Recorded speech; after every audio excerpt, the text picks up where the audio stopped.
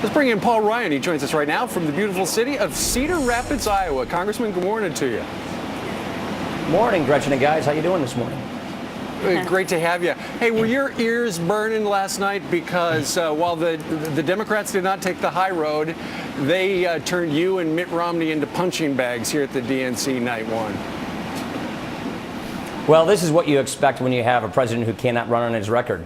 What you did not hear is that people are better off than they were 4 years ago. What you did hear were simply attacks against their opponents. They don't have a record they can run on, so hope and change has become attack and blame, smear and fear. That's the kind of campaign they're going to run. We're offering a positive vision, bold solutions to get people back to work. So it doesn't surprise me, to be quite honest with you. Chairman, I heard a lot about spending. I heard a lot about government programs. In fact, one of the statements was, and one of the beliefs for almost the same theme through all the speakers was, you know, we all belong to one thing, and that is government. We saw Governor Mitt Romney's tweet to that saying, we don't belong to government, the government works for us, essentially. What's your reaction? That's exactly what I would have said, which is the government works for us, not the other way around. But this is in perfect keeping with President Obama's philosophy of a government-centered society, of a government-driven economy. And so it doesn't really surprise me that they say this. It also kind of gives us a glimpse, Brian, of what a second term would look like if President Obama got one.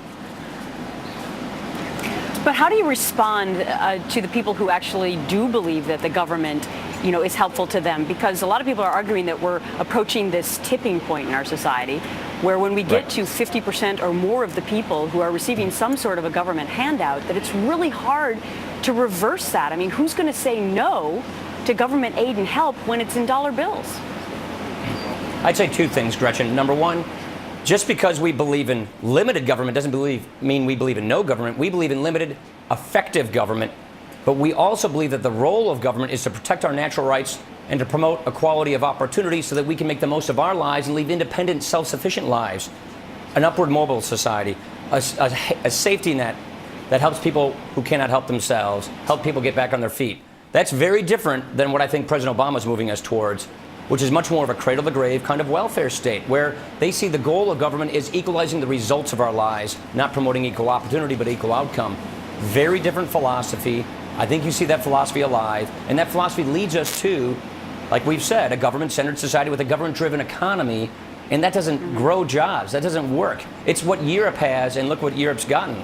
They've got a debt crisis. Sure. So if we keep copying this European philosophy and these European economics, we'll get European results. Hey, I don't know if you were watching Colorado television yesterday, but a local Colorado television reporter asked the president, you know, sir, how would you grade yourself after these first 4 years? Here's what he answered. Listen. Your party says you inherited a bad situation. You've had 3.5 years to fix it. What grade would you give yourself so far for doing that? You know, I would say incomplete. And we're seeing this not just here in the United States, but around the world. I mean, Europe is going through a very difficult time. Parts of Asia, even China, are going through a difficult time right now. I don't think, Congressman, the average person would like to think that after 4 years, the president's grade is incomplete. They'd like results. Well, you know, Steve, I think what this means is he's just going to give us more of the same. Incomplete means I want to keep taking the country in the direction that I've taken it. Look at where we are. 23 million people struggling to find work. Nearly 1 in 6 Americans in poverty today. It's not working. It's a failed agenda. We have answers to get us on the right track, to get this debt under control, to get this economy growing. That's the Romney plan for a stronger middle class. It's a 5-point plan to get people back to work, to have higher take-home pay, to stop spending money we don't have. So I think what that incomplete answer means is he just plans on offering the country more of the same.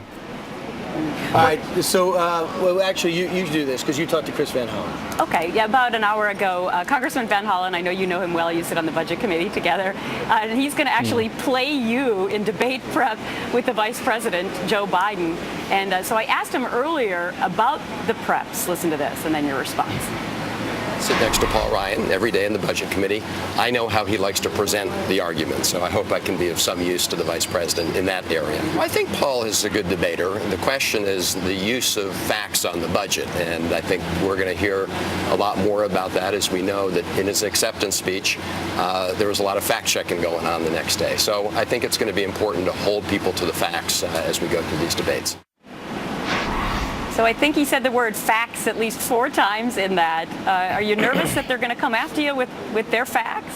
Look, I stand behind everything that was in my speech, number one. Number two, the fact is President Obama has failed on this economy. The fact is he has not led on the budget at all. The fact is the Senate hasn't passed a budget in 3 years. And the problem is the facts as they are today are not good for the president and his reelection prospects. So they have to go to fear and smear, attack and blame. That's what I think we're going to get. Look, Chris is a good guy. I like him quite a bit personally. We've debated each other for many years. And Joe Biden's a very experienced debater. He's done more of these debates than I think anybody else around. And so I think that what they're trying to do is change the narrative away from their failed policies to anything but that.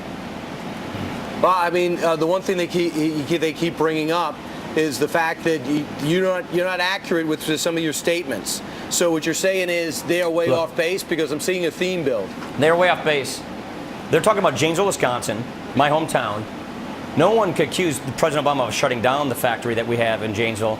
But President Obama came to that factory and said that he would lead efforts to keep it open for 100 years. That when the factory was actually shut down, he said he would lead a retooling effort for factories like Janesville to get people back to work. No one's working there. It's still shut down. So what we're pointing out are the inconvenient truths of this administration is that when the president ran for office, he made all these empty promises, all these lofty promises that filled people with hope. And now we're learning 3.5 years later, they're broken promises. They didn't materialize. And they don't like those facts as they confront them.